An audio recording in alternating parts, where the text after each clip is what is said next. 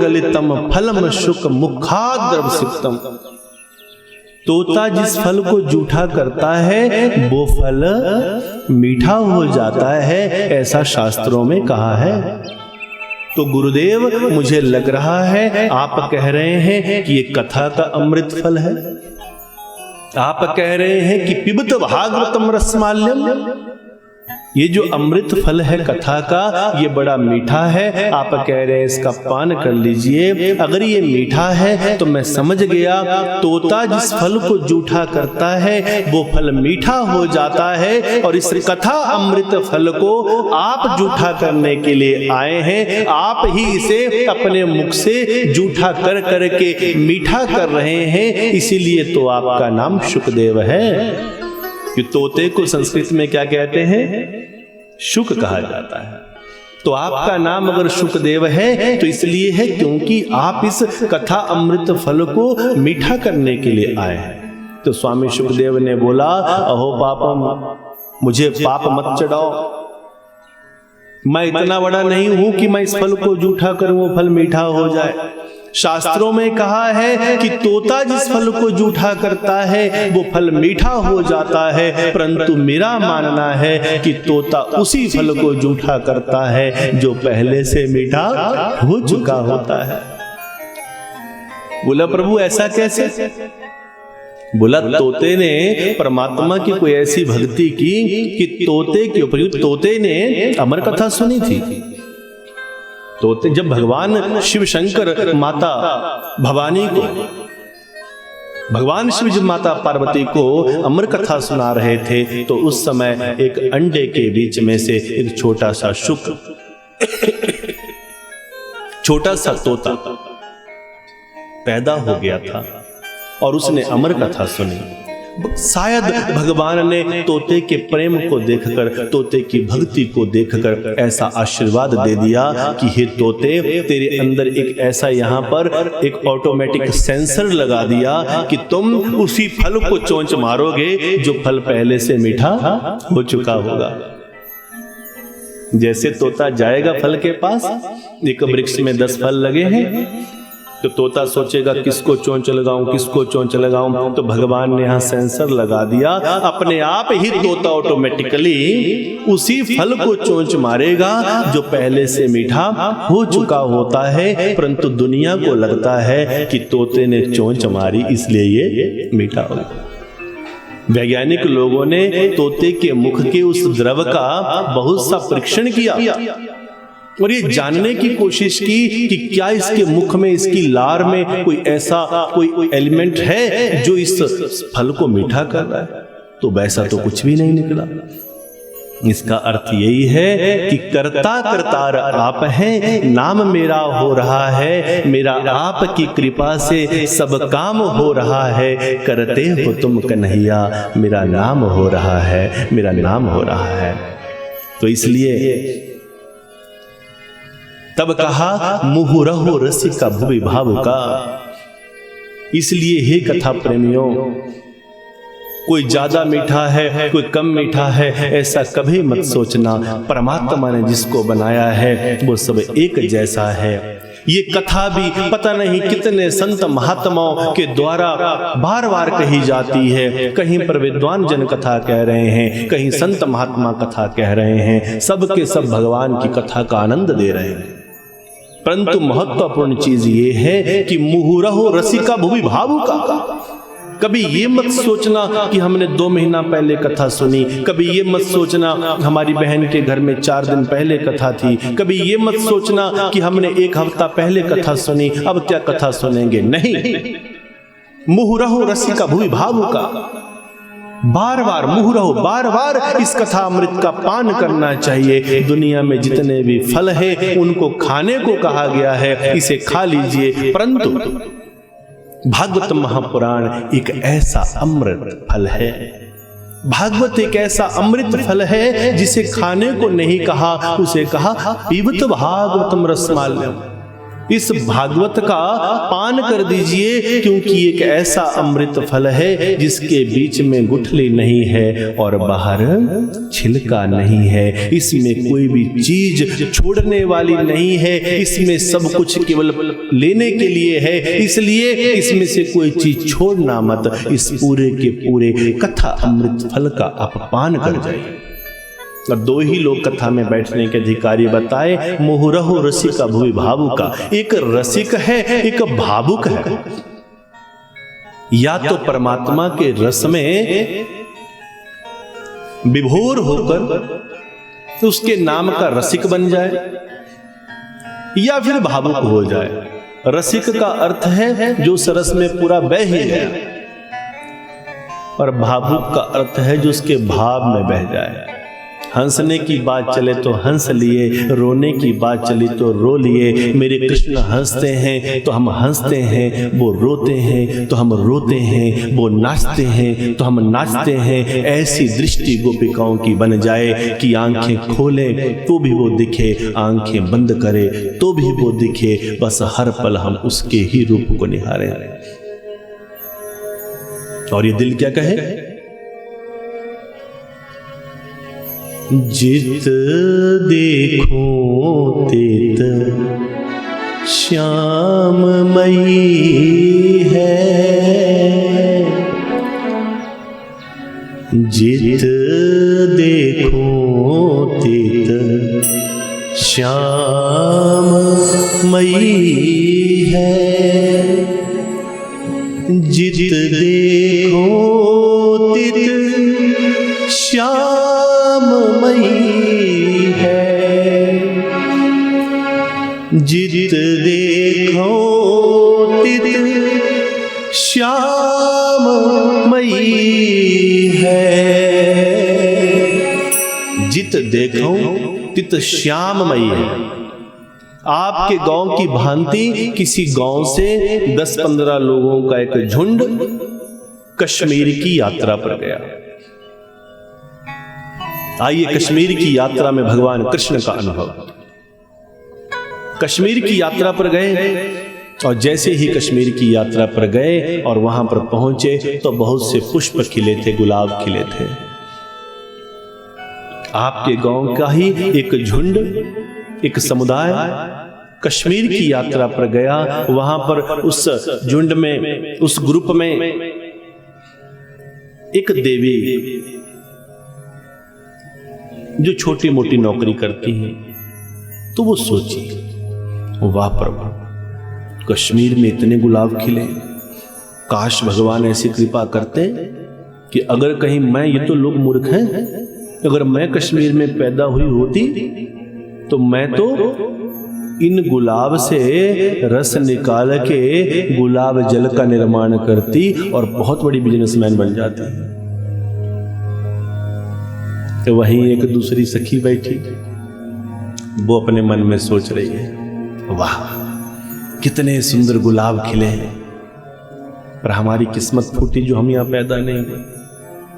अगर मैं यहां पैदा हुई होती तो मैं इस गुलाब को, इन गुलाबों को और ज्यादा खेती करती, और गुलाब, जितने भी गुलाब हैं उनके मैं सुंदर सुंदर गुलदस्ते बना के बेचती।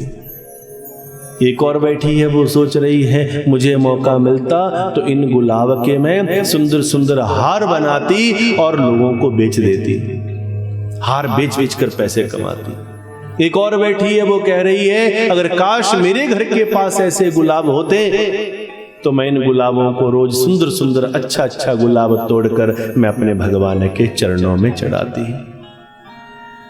कोई गुलाब जल बनाना चाहता है, कोई गुलाब का रूआबजा शरबत बनाना चाहता है, कोई गुलाब भगवान के चरणों में चढ़ाना चाहता है, कोई गुलाब बेचकर, फूल बेचकर पैसे कमाना चाहता है, कोई गुलाब का हार बनाकर बेचना चाहता है, तो कोई गुलाबों को अपने प्रभु के चरणों में चढ़ाना चाहता है। सब गुलाब के प्रति अलग अलग सोच रहे हैं, परंतु है तो एक ही गुलाब। हर व्यक्ति की सोच में वो गुलाब बसा है। बिजनेसमैन है तो भी गुलाब, कोई छोटा दुकानदार है तो भी गुलाब, अगर कोई छोटा मोटा व्यापारी है तो गुलाब, अगर कोई मंदिर का पुजारी है तो गुलाब, अगर कोई हार बेचने वाली है तो गुलाब। सबकी सोच अलग अलग है, परंतु सबकी नजर कहां पर है? कहां पर है? गुलाब के ऊपर है। तो इसलिए मेरा अपनी सभी माताओं बहनों भाइयों बुजुर्गों से जो इस कथा में आए हैं, हम आपसे एक ही निवेदन करना चाहते हैं कि चाहे आप कुछ भी हैं, चाहे आप विद्यार्थी हैं, चाहे आप दुकानदार हैं, चाहे आप गवर्नमेंट एम्प्लॉई हैं, चाहे आप कुछ भी हैं, परंतु आपकी नजर में वो गुलाब रहना चाहिए। हो कहीं आग मगर वो आग होनी चाहिए, मेरे सीने में जले या तुम्हारे सीने में जले मगर वो आग होनी चाहिए। हे कृष्णा, ऐसी मुझे नजर दे दे कि जहां भी मैं देखूं मुझे तू दिखे, जहां भी मैं देखूं मुझे तू दिखे। वो गोपिकाओं की दृष्टि मुझे दे दे, जिन गोपिकाओं को ब्रजभूमि में दिखती थी तो कृष्ण दिखता था, यमुना के तट पर दिखती थी तो कृष्ण दिखता था, ऊपर आसमान की तरफ दिखती थी तो कृष्ण दिखता था, धरती की तरफ दिखती थी तो कृष्ण दिखता था। ऐसी नजर अगर परमात्मा हमें दे दें तो उससे बड़ा परम सौभाग्य हमारा नहीं हो सकता। दुकान में बैठे हैं तो कृष्ण दिखे, गाड़ी चला रहे हैं तो वहां ध्यान रहे, हर पल हर क्षण चिंतन केवल उसका। इसलिए जित देखो तित श्याम मई है। श्याम मई का अर्थ क्या है? श्याममयी किसे कहते हैं? ये धरती कैसी लग रही है, ये आसमान कैसा लगता है? नीलमयी, नीला नीला, मई का अर्थ है उसमें जो खो गया। आज सारे के सारी गोपिकाओं को जो बीमारी लगी थी वही बीमारी मैं आपको लगाना चाहता हूं। कौन सी बीमारी थी उनको? कि उनको जहां भी वो देखती थी उनकी आंखों में, वो अपनी आंखों को बार बार पूछती थी, हे कन्हैया हमारी आंखों का इलाज करा। बोला क्या बीमारी हो गई तुम्हारी आंखों में? बोला हमारी आंखें ना श्याममयी हो गई। हे कृष्णा, हमारी आंखें कृष्णमयी हो गई हैं। कृष्णमयी का अर्थ क्या है? कि हम जहां भी जाएं ये आंखें केवल तुझे ही देखती हैं, तुझे ही देखती हैं। तू जो नहीं है तो कुछ भी नहीं है, तू जो नहीं है तो कुछ भी नहीं है, माना कि महफिल जवां है, हंसी है। जिधर देखता हूं मैं तुझे देखता हूं। कृष्णमयी होने का, श्याममयी होने की जो बीमारी जो उनकी आंखों में लगी थी, जिनका इलाज नहीं होता था, हे कृष्णा हमारा इलाज कर दे।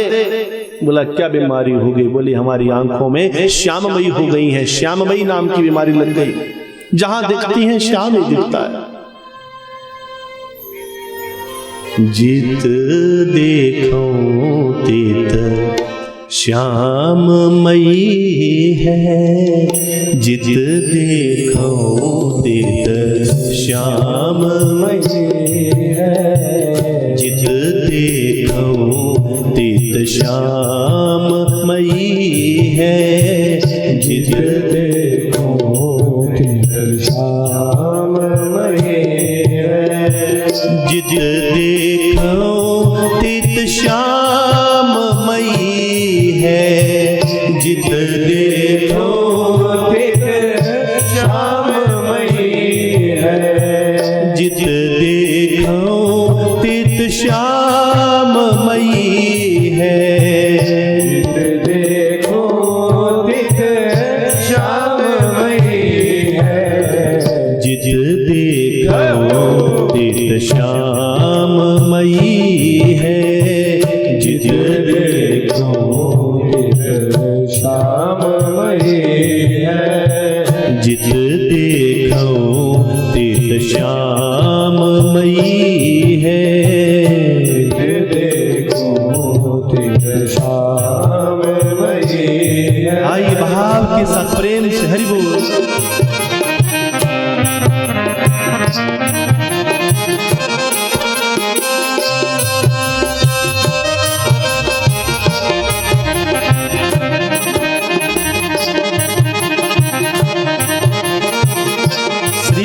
राधे।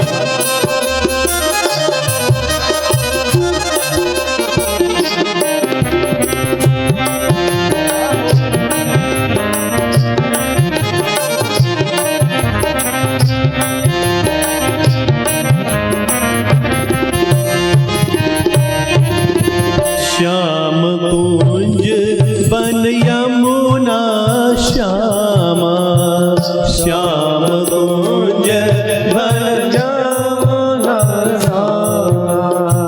श्याम कुंज बन यमुना श्यामा, श्याम कुंज बन यमुना श्यामा, श्याम गगन घन घटा छई है, श्याम गगन घन घटा छई है, जित देखो तित श्याम मई है, जित देखो तित श्याम मई है, जित देखो तित श्याम मई है, जित देखो तित श्याम मई है।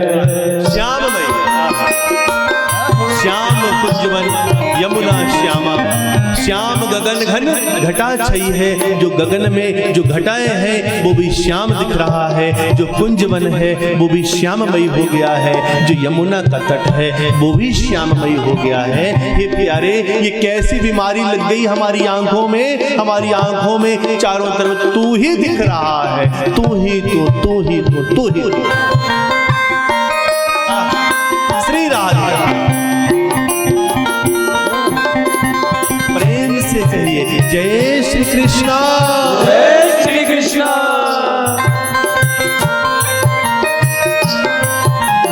तालियों की सेवा।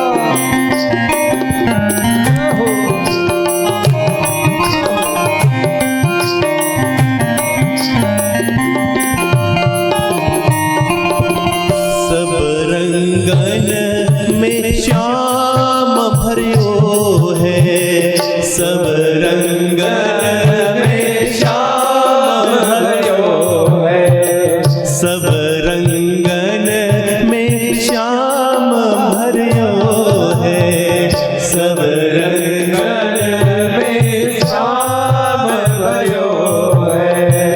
लोग कहत यह बात नहीं है, लोग कहत यह बात नहीं है, जित देखो तित श्याम मई है, जित देखो तित श्याम मई है, जित देखो तित श्याम मई है, जित देखो तित श्याम मई है, जित देखो तित श्याम मई है, जित देखो तित श्याम मई है, जित देखो तित श्याम मई है, जित देखो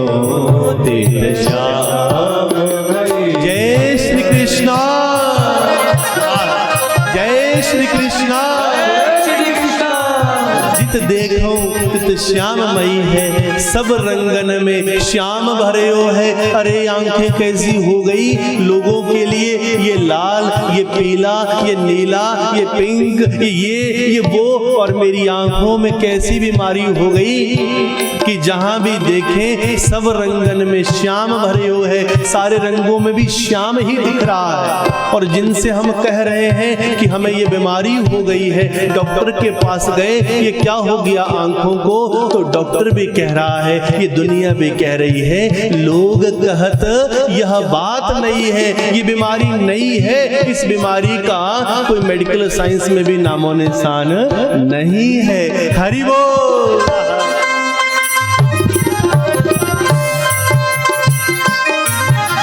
ताली की सेवा, हाथ कोई नीचे नहीं। हरि बोल।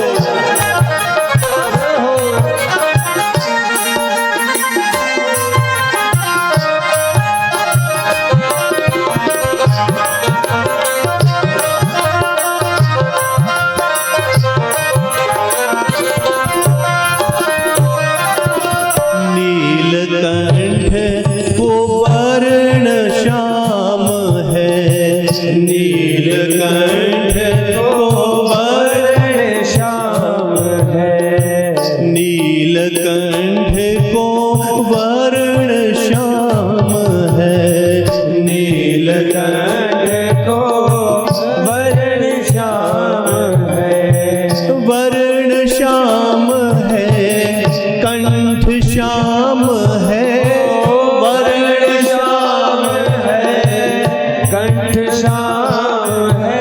देखिएगा अब ये बीमारी इतनी बढ़ गई कि और तो और नीलकंठ, जिनका जो गला है, जिनका जो कंठ है वो इतना नीला है कि पूरी दुनिया जानती है कि उनका कंठ नीला है, परंतु हमें ये कैसी बीमारी हो गई, यहाँ पर भी हमें श्याम ही दिख रहा है। नीलकंठ को कंठ श्याम है, नीलकंठ को कंठ श्याम है, कंठ श्याम है, कंठ श्याम है, कंठ श्याम है, कंठ श्याम है। नीलकंठ को कंठ श्याम है, नीलकंठ को कंठ श्याम है।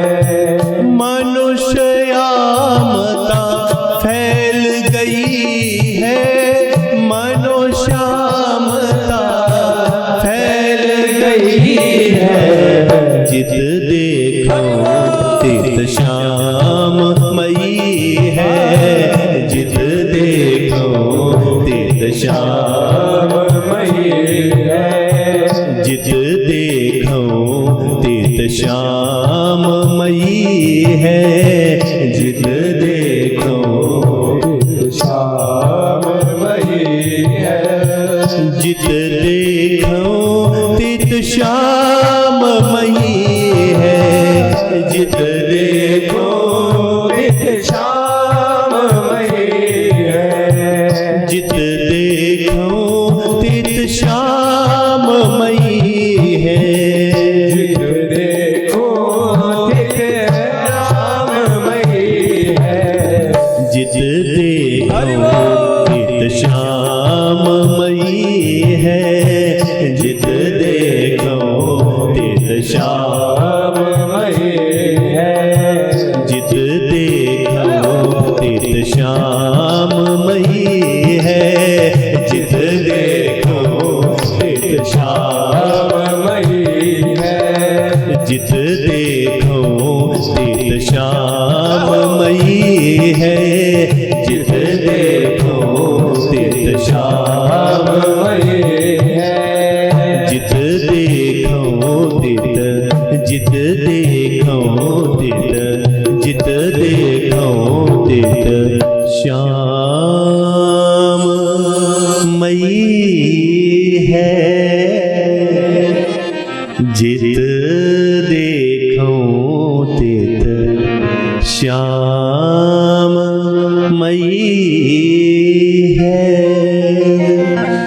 मनोश्यामता फैल गई है। अरे हमें तो ऐसा लग रहा है कि हमारे मन में ही श्यामता फैल गई है। श्याम जिसे हर पल दिखे उस बीमारी का नाम है श्यामता। कौन सी बीमारी है ये? श्यामता। जिसको हर पल चारों तरफ श्याम दिखे वो श्यामता है, श्यामता बीमारी है। और ये सबको नहीं दिखता है, ये किसी किसी को ही दिखता है। और ये बीमारी जिसे लग गई, समझ लो कि उसने परमात्मा को पा लिया। उसकी आंख नजर में तब्दील हो गई, और जिसकी आंख नजर में तब्दील हो गई तो फिर समझ लेना कि खुदा अगर नजर दे तो हर चीज में खुदा है। खुदा अगर नजर दे तो हर चीज में खुदा है।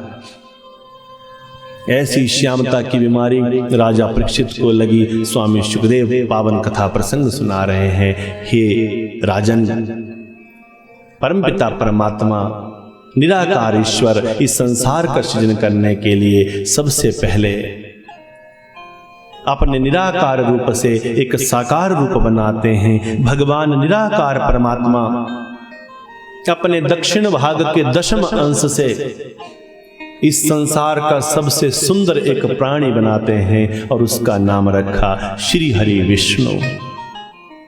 और श्री हरि विष्णु धीरे धीरे अपने आकार को बढ़ाने लगते हैं और उनका आकार पूरे आसमान के सदृश हो जाता है। ये उस समय की बात है जब ना आप ना हम, ना पेड़ ना पौधे, ना पशु ना पक्षी, न जलचर न थलचर, पूरे संसार में कुछ नहीं था, केवल और केवल खुला अंतरिक्ष। भगवान श्री हरि विष्णु अपने आकार को बढ़ाते हैं और धीरे धीरे उनका आकार पूरे आसमान के तुल्य सदृश हो जाता है, बहुत बड़ा हो जाता है। हजारों जांघें, हजारों भुजाएं, हजारों अंग उपांग वाला भगवान श्री हरि विष्णु का ये रूप जो पूरे आसमान को आवरण कर देता है, इस रूप का नाम रखा नारायण नारायण नारायण। और इस रूप में भगवान योग निद्रा में शयन करते हैं। जैसे ही योग निद्रा में भगवान ने शयन किया, उनकी नाभि कितनी बड़ी होगी जिनका रूप पूरे आसमान के सदृश है। और उनकी इस नाभि में भगवान ने सबसे पहले जल तत्व का निर्माण अगला किया और जल से अपने नाभि को भर दिया। भगवान योग निद्रा में लेटे हैं, उनकी नाभि में जल भरा गया। इतनी विशाल नाभि जो मानो एक सरोवर की भांति लग रही हैं, इसे कहा गया नाभि सरोवर। और नाभि सरोवर के मध्य से एक कमल खिला जिसे कहा गया नाभि कमल। और नाभि कमल के मध्य में से एक प्राणी पैदा किया गया और उस प्राणी का नाम रखा ब्रह्मा। भगवान श्री हरि नारायण के नाभि कमल से उत्पन्न ब्रह्मा जी दोनों हाथ जोड़कर निवेदन किए, हे प्रभु मुझे क्या आज्ञा है। और दोनों हाथ जोड़कर जब निवेदन किए तो भगवान श्री हरि ब्रह्मा जी से कहते हैं, मैं तुम्हारे माध्यम से इस सृष्टि की रचना करूंगा। हे प्रभु मुझे तो कुछ आता नहीं, बताएं कैसे बनेगी सृष्टि। तो भगवान कहते हैं, ब्रह्मा जी अपने दोनों हाथ जोड़ो, अंजलि बनाओ। अंजलि जोड़ ली और अंजलि प्रमाण जल भगवान ने ब्रह्मा जी की अंजलि में रखा। अंजलि प्रमाण जल ब्रह्मा जी ने लिया और उस अंजलि प्रमाण जल में भगवान श्री हरि नारायण ब्रह्मा जी के हाथों में उस जल में 24 तत्व का एक पिंड बनाते हैं। 24 तत्व कौन कौन से तत्व हैं ये? 5 ज्ञानेंद्रियां, 5 कर्मेंद्रियां। ज्ञानेंद्रियां क्या है? जीवा, घ्राण, श्रोत्र, चक्षु, त्वचा, ये 5 ज्ञानेंद्रियां हैं। और 5 कर्मेंद्रियां पाणी, पाद, पायु, उपस्थानी, हाथ, पैर, गुदाद्वार और 2 प्रकार के गुप्त स्थान, गुप्त इंद्रियां। 5 ज्ञानेंद्रियां, 5 कर्मेंद्रियां, उसके बाद 11वां एक मन लगा दिया जो उभय इंद्रिया है, जो यहां भी जाता है और वहां भी जाता है। कल कथा में बताया था ना, कभी दिल्ली तो कभी क्या बताए थे, कभी दिल्ली तो कभी लंदन। ये मन लगा दिया। 5 ज्ञानेंद्रियां, 5 कर्मेंद्रियां, एक मन, एक मन। 5 ज्ञानेंद्रियां, 5 कर्मेंद्रियां, एक मन, 11। उसके बाद 5 महाभूत। 5 महाभूत क्या है? खम, वायु, अग्नि, रापः, क्षितिस्तथा। खम, वायु, अग्नि, रापः, क्षिति। आकाश, वायु, अग्नि, जल, पृथ्वी। और इन 5 महाभूतों के ही 5 कार्य, 5 तन्मात्राएं जिसे कहा गया, शब्द, स्पर्श, रूप, रस, गंध। 5 ज्ञानेंद्रियां, 5 कर्मेंद्रियां, एक मन, 5 महाभूत, 5 तन्मात्राएं। और उसके बाद प्रकृति जिससे संसार को सजाया, बुद्धि जो इन सारे के सारे तत्वों को चलाएगी, और आखिर में 24वां तत्व बनाया जिसका नाम है अहंकार। 5 ज्ञानेंद्रियां, 5 कर्मेंद्रियां, 10, एक मन, 11, 5 महाभूत, 16, पंच तन्मात्राएं 21 और प्रकृति बुद्धि अहंकार मिलाकर 24 तत्व का एक पिंड श्री हरि नारायण ने ब्रह्मा जी के हाथों में रखा। एक पिंड बन गया, एक पुतला बन गया और अंतर केवल इतना था कि पिंड में आंखें, नाक, कान, मुंह, हाथ, पैर सब कुछ था, पर ये चलता फिरता नहीं था। ये जो जीभ थी पर बोल नहीं सकती थी, कान थे पर सुन नहीं सकते थे, हाथ पैर थे पर हिलते डुलते नहीं थे। हे प्रभु, ये तो पिंड है, ये तो एक पुतला है, इसका क्या करें? अरे ब्रह्मा जी, ये सब कुछ करेगा पर अभी इसमें प्राण प्रतिष्ठा नहीं हुई है। हे प्रभु, प्राण बताइए कैसे बनेंगे? श्री हरि नारायण बोले, प्राणों को बनाया नहीं जा सकता ब्रह्मदेव। अरे प्रभु, मुझे सिखाइए ना, जैसे आपने 24 तत्व का पिंड सिखा दिया वैसे मुझे बताएं प्राण कैसे बनेंगे। तो श्री हरि नारायण कहते हैं, हे ब्रह्मदेव, समझने की कोशिश करो। प्राणों को बनाया नहीं जा सकता, ना प्राणों को मिटाया जा सकता है। प्राण का ना जन्म है ना मरण है, क्योंकि प्राण स्वयं मैं हूं, मैं ही प्राण हूं, मैं ही हर पिंड के बीच में निवास करता हूं। तब ब्रह्मा जी पिंड बनाते गए और भगवान श्री हरि नारायण अपने ही मध्य से सूक्ष्म सूक्ष्म अंश, जिसे जीवात्मा कहा गया, जिसे प्राण कहा गया, वो हर पिंड में डालते गए और हर पिंड की प्राण प्रतिष्ठा शुरू हो गई। अर्थ क्या है कि हमारे अंदर कौन है जो बोल रहा है, कौन है जो चल रहा है, कौन है जो सुन रहा है। कल भी महात्मा व्याख्यान करते हैं, कल की कथा में भी कहा गया था कि अगर हमारी आंखें देखती, अगर हमारे कान सुनते, तो हमारे मरने के बाद भी ये आंखें तो शरीर के साथ रहती हैं, कान शरीर के साथ रहते हैं, हाथ पैर रहते हैं, जीभा रहती है, परंतु आखिर क्या था जो एक क्षण पहले था और अब नहीं है? कौन है जो हमसे जुदा हो गया और हमारी आंखों ने देखना बंद कर दिया? कान लटके हैं पर सुनते नहीं हैं, हाथ लगे हैं पर हिलते डुलते नहीं हैं, पैर हैं पर चलते नहीं हैं, जीभा है पर बोलती नहीं। हे जीवात्मा, तू एक प्राण है, तू परमात्मा का अंश है। वो परमात्मा ही हमारे अंदर हमारी जीवात्मा बनकर बैठा हुआ है। तेरा साईं तुझ में खोज सके तो खोज, खोज सके तो खोज। मुझ मेरा तुझ मेरा, मुझ मेरा तुझ मेरा, सब में राम समाया। ओ सब में राम समाया। मुझ मेरा तुझ मेरा, मुझ मेरा तुझ मेरा, मुझ मेरा तुझ मेरा, मुझ मेरा तुझ मेरा, सब में राम समाया। ओ सब में राम समाया। मुझ मेरा तुझ मेरा, मुझ मेरा तुझ मेरा, मुझ मेरा तुझ में राम, सब में राम समाया। तो वो राम हमें अपनी आंखों में अंदर रहकर भी तूने क्यों ना दिखाया? यही है वो परमल माया, यही है वो परमल माया। तो भाव के साथ एक बार ताली बजाते हुए श्री राधे।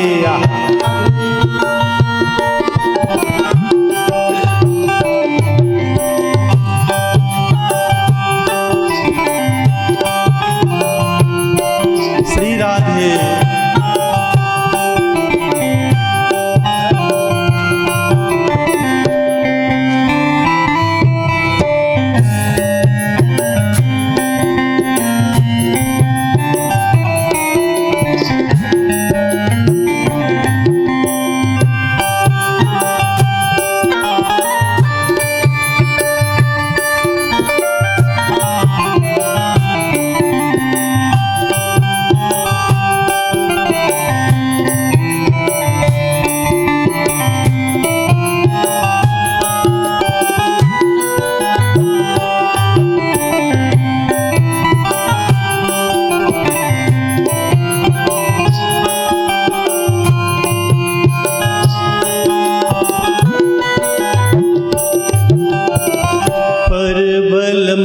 माया जाल बिछाया, परवल माया जाल बिछाया, परवल माया जाल बिछाया, परवल माया जाल बिछाया, जन्म जन्म सबको भरमाया, जन्म जन्म सबको भरमाया, मुझ में राम तुझ में राम, मुझ में राम तुझ में राम, सब में राम समाया, ओ सब में राम समाया, मुझ में राम तुझ में राम, मुझ में राम तुझ में राम। श्री कृष्ण हरि बोल।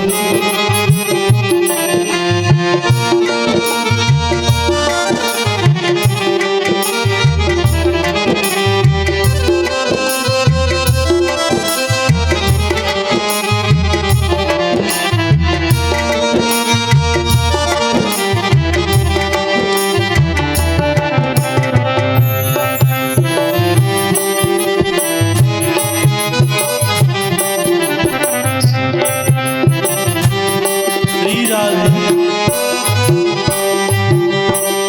भव जल लहरी नदिया गहरी, भव जल लहरी नदिया गहरी, भव जल लहरी नदिया गहरी, भव जल लहरी नदिया गहरी, कर मन वेग सब बह गाया, कर मन वेग सब बह गाया, कर मन वेग सब बह गाया, कर मन वेग सब बह गाया, मुझ में राम तुझ में राम, मुझ में राम तुझ में राम, सब में राम समाया, सब में राम समाया, मुझ में राम तुझ में राम, मुझ में राम तुझ में राम।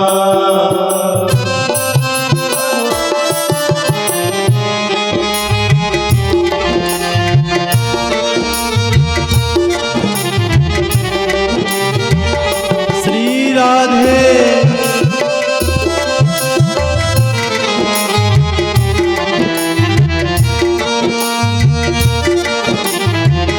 श्री कृष्णा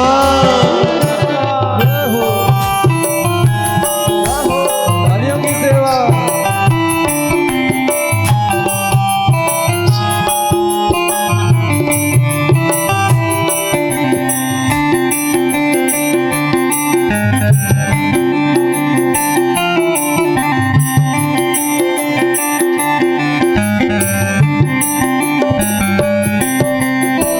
क्षण भंगारा विषय विकारा, क्षण भंगारा विषय विकारा, क्षण भंगारा विषय विकारा, क्षण भंगारा विषय विकारा, जन्म जन्म सब भर माया, जन्म जन्म सबको माया, सब भर माया, सब भर माया,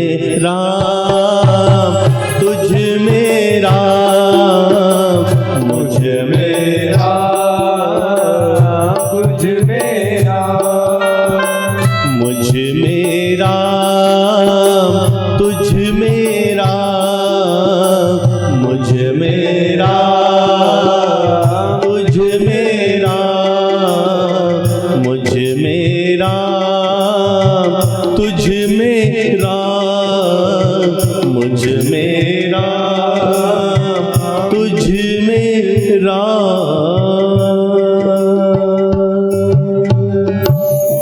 सब में राम समाया,